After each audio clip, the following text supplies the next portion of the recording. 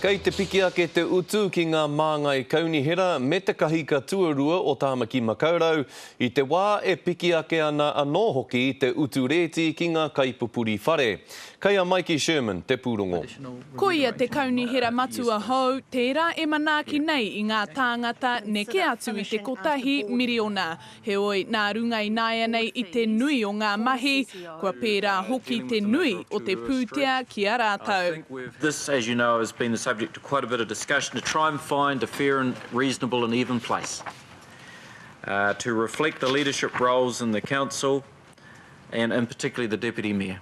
Ruarau, mano tāra te rahi o te pūtea kua whakaritea e te rōpū taiutua te kāwanatanga hei whakakake ake I ngā utunga.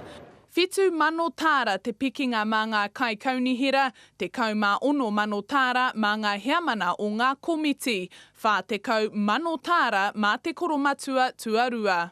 In terms of the remuneration for the Deputy Mayor, it will become obvious to you if it hasn't already that this role is a dual-edged sword.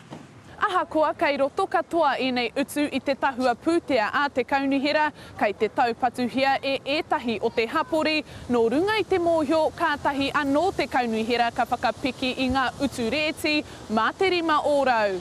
People should really be up in arms about it. I think things are going to be very tough for a while. Me paying more rates, I'm just not happy about it. When they are rising their wages, that's not good at all. Heoi, kaore te katoa I whakai ki ngā pikinga, e ai ki te kai kaunihera a Kathy Casey, me tukuna ke te pūtea ki ngā mema o ngā puari a te kaunihera. Pay the Deputy Mayor but send the rest of the money back to the Remuneration Authority and tell them to redistribute it fairly to the board members that are doing this job for Auckland governance. Engari au ware ake.